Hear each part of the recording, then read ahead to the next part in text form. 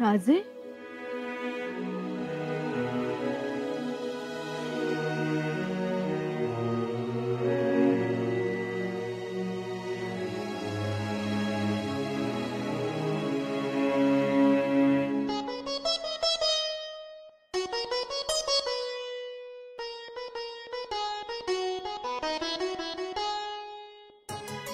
राजे,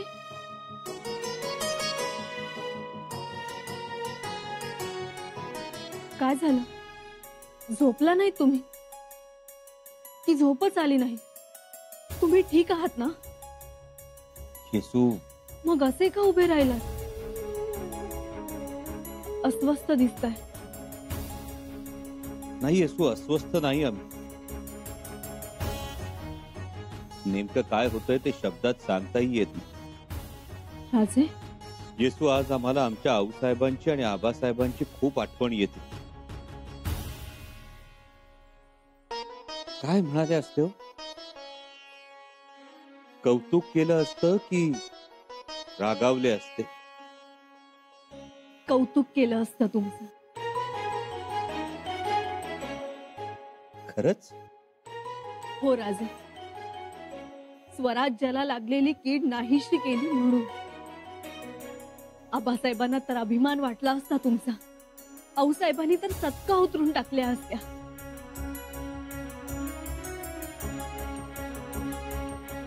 राजे, डोळे पाणवलेत तुमचे.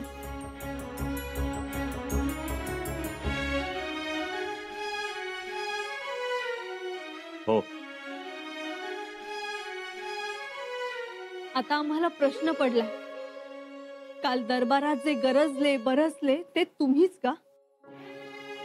ते तुम्हीच आज डोळ्यात पाणी आणून उभे आहात? आमचे कालचे राजे कुठे आहेत?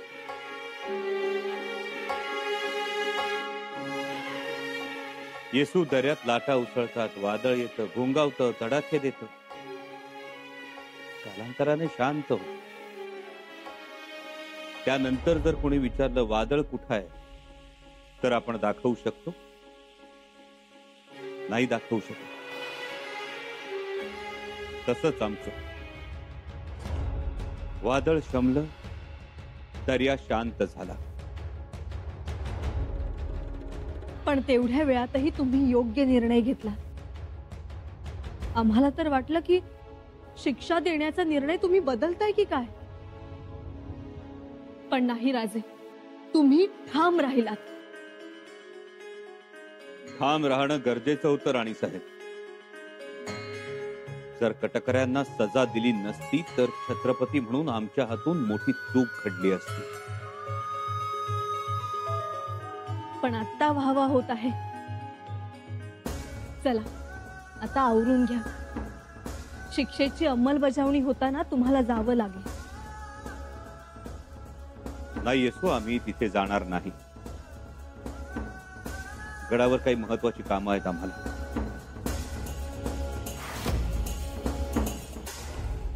या देवी सर्वभूतेषु शक्तिरूपेण संस्थिता नमस्तस्यै नमस्तस्यै नमस्तस्यै नमो नमः।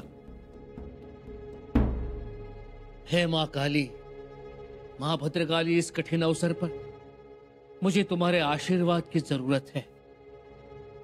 इस पवित्र रायगढ़ पर जिन मंत्रियों को, सरदारों को गुनहगार घोषित किया है, उन्हें सजा देने के लिए कोई तैयार नहीं है और ये जिम्मेदारी हमने हमारे कंधों पर ली है।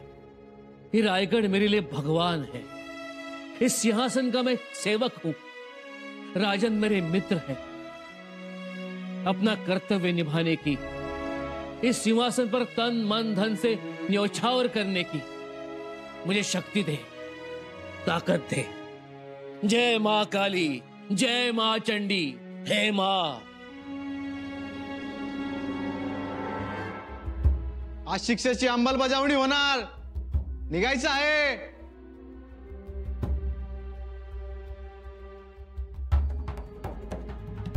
चला। पंत,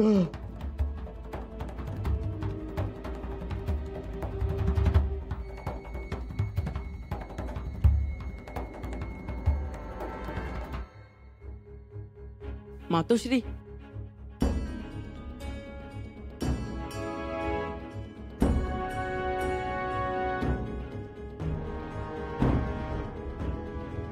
घाईत आहात? जी जी मातोश्री, म्हणजे नाही. नाही मग आमच्याशी न बोलताच का निघालाय? काय नाही, असंच. आम्हाला आम्हाला तुमच्याशी महत्वाचं बोलायचंय. आपण नंतर बोलूया, आता नको. कुठे निघालात? आम्ही औंढा गावाच्या माळावर शिक्षेची अंमलबजावणी बघायला चाललोय. नका जाऊ. तुम्हाला ते क्रौर्य बघवणार नाही. नाही सहन होणार तुम्हाला. मातोश्री, खरं तर आम्ही याही पेक्षा काही भयंकर पाहण्याची तयारी केली होती, मतलब? पण आमचे दादासाहेब हळवे त्यांनी काही संयम सोडला नाही. बाराचे? मातोश्री, आपले नावे आरोपपत्रात होते. कळले आम्हाला. बाराचे? कदाचित आई नसण्याचं दुःख आमच्या वाटेस येऊ नये, आईची माया आमच्यावर सदैव राहावी म्हणून. पण आम्ही निर्दोष सिद्ध झालो आहोत. मातोश्री, तुम्हाला एक सांगू, आमचं नाव जरी राम असलं ना, तरी आम्हाला लक्ष्मण म्हणून राहण्याचा आनंद वाटेल. सिंहासन जरी आम्हाला मिळालं तरी त्यावर आम्ही नाही, तर आमच्या दादासाहेबांचे जोडे असतील. बाराचे? मातोश्री, आता थांबू आहे, आणि आम्ही जे बोलतोय ते नीट ऐका. मातोश्री, आम्ही शिवपुत्र आहोत. आमचे मन कधीही कोते राहणार नाही. आबासाहेबांची शिकवण आम्ही कधी विसरणार नाही, आणि दादासाहेबांचा बोट आम्ही कधीच सोडणार नाही. दादासाहेब म्हणतील तेच आणि तेच आम्ही करणार, आणि तसेच वागणार, कारण त्यातच स्वराज्य हित आहे.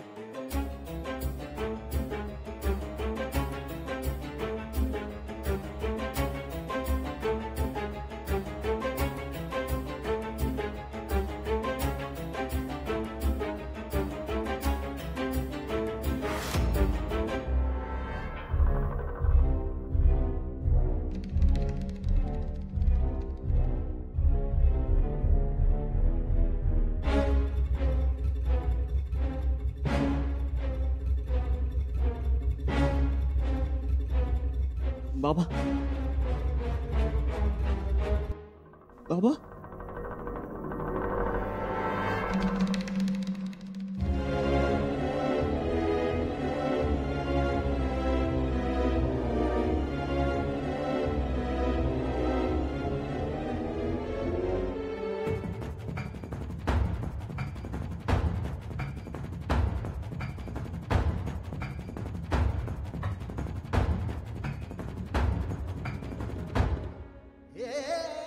आबासाहेब, काल तुम्ही ऐकला ना न्याय निवाडा. आम्ही कुठं चुकलो तर नाही ना हो. फार कठोर शिक्षा दिल्या आम्ही, पण त्या देणं गरजेचं होतं. ज्याप्रमाणे रांझ्याच्या पाटलाचे हातपाय तोडून चौरंग केल्यानंतर पुन्हा स्वराज्यात स्त्री अत्याचार झाला नाही, त्याचप्रमाणे आता या शिक्षांची अंमलबजावणी झाल्यानंतर पुन्हा फितूर हा शब्द स्वराज्यावर घिरट्या घालणार नाही.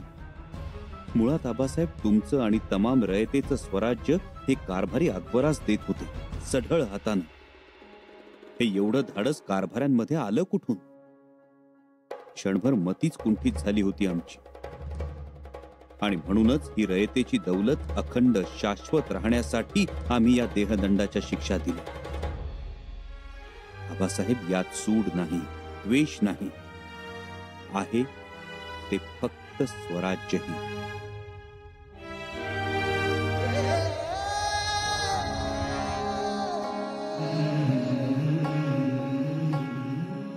दादासाहेब,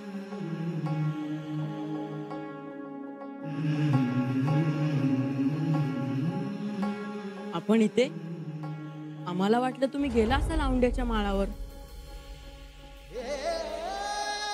नाही बाळराज,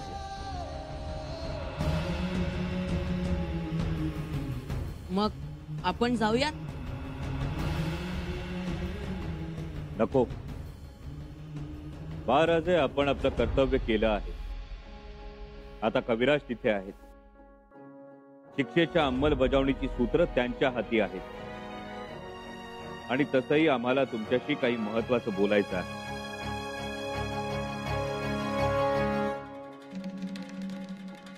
अरे कधी एकदाचा तो हाती येतो या आणि कधी त्या अनाजी पंथाचा चिंध्या मेंध्या उडवतो या असं वाटते मला. मी तर तीच गंमत बघण्यासाठी आलोय. आला आला बघा, अनाजी पंत आला बघा.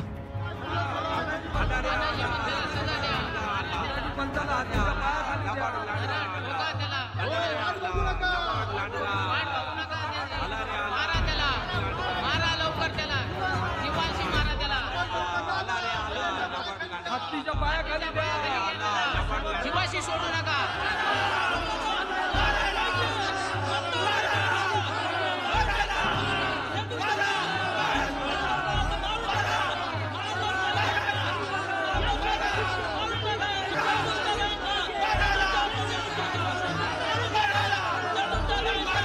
ऐका, शांत व्हा. ऐका.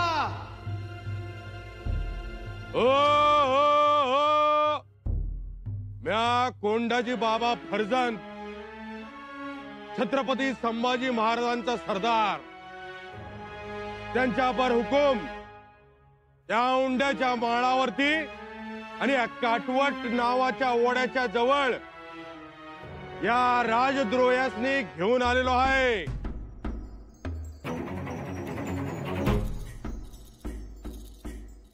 यांच्यावरचे आरोप कवी कलश आपल्या स्वराज्याचे छंदोगामात्य आपल्या मोहर मांडतील. औंढा गावाच्या माळावर उभ्या असलेल्या या राजद्रोह्यांनी आपल्या राजाच्या अन्नात विष घातलं आणि त्याला ठार मारण्याचा प्रयत्न केला. पण स्वराज्याचं नशीब बलवत्तर तर म्हणून आपले छत्रपती संभाजीराजे मरता मरता वाचले. आणि एवढंच नाही रे बाबानो, या हरामी कारभाऱ्यांनी आपल्या राजाच्या गैरहजेरीमध्ये आपलं स्वराज्यापैकी अर्धा भाग गनिमास देण्याचा घाट घातलेला आहे आणि हे पुराव्यानिशी सिद्ध झालेलं आहे. अशा या राजद्रोहांना आज या औंढाच्या माळावर हत्तीच्या पायी देण्यात येणार आहे.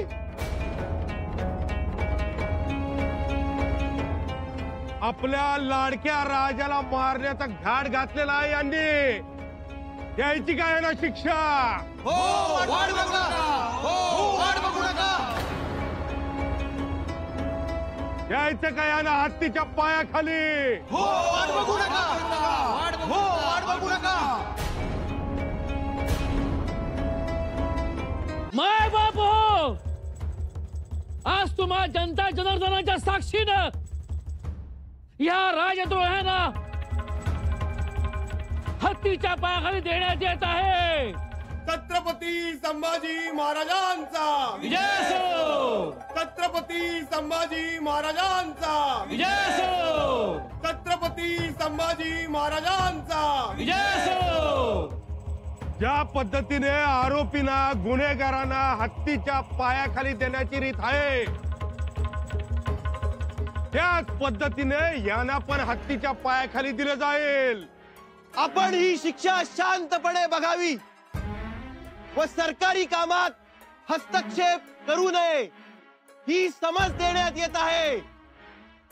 समज देऊ नका. आता ह्यांना हत्तीच्या पायाखाली द्या. सोडू नका. सोडू नका. सोडू नका. आता कसं होणार? राम राम राम राम. देवा परमेश्वरा, जगदीश्वरा, वाचव वाचव रे, काहीतरी चमत्कार कर. फौजी बाळा, कविराज, यांना शिक्षा देण्याआधी हत्तीच्या पायाखाली देण्याआधी रयतेमधनं एकदा फिरून आणा या सगळ्यांना. बघू देत सगळ्यांनी. वय वय डोळा भरून बघू दे रही त्याला. फिरवा आणि हे पण बघतील की शेवटचं रयतेला एकदा डोळं मिटलं की मिटलंच.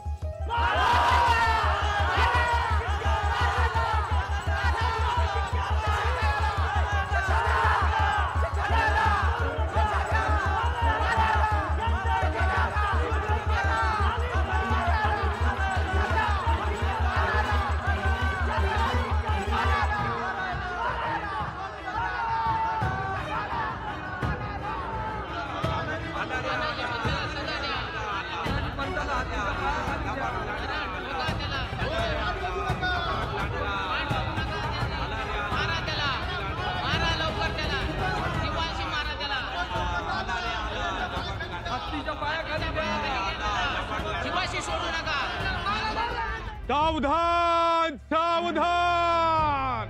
शिक्षेच्या अंमलबजावणीला सुरुवात होत आहे. हत्तीच्या पायाखाली जाणाऱ्या पहिल्या राजद्रोहाचं नाव आहे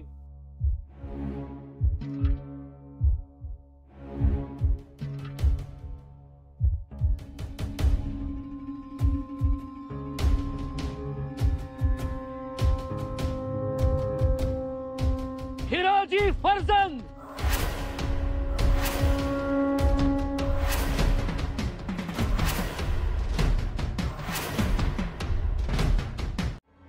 आपले हिरोजी काका. पण बाळराजे एवढी वर्ष आबासाहेबांच्या सान्निध्यात राहूनही त्यांना स्वराज्याचा अर्थ कधी समजलाच नाही. ना त्यांना आबासाहेबांच्या घामाचं मोल समजलं, ना मावळ्यांच्या माता मावल्यांच्या त्यागाचं महत्व समजलं. आणि म्हणून अशा क्षणिक मोहाला बळी पडले. मागे एकदा स्वराज्याचा खजिना पळून नेला होता आणि आता तर स्वराज्यच पळवून नेत होते. म्हणून त्यांना ही शिक्षा. ऐकलं का कोंडाजी बाबा? देवाचं नाव घ्या आणि वाद तिच्या मोहर. नाही कोंडाजी बाबा, तुम्हीच मला वाचवू शकता. पुण्यांदा अशी चूक होणार नाही. ऐकलं का? एवढी माती खायची नसते आयुष्यात, समजलं का? ऐकलं का म्हणत आयुष्य काढलं सा.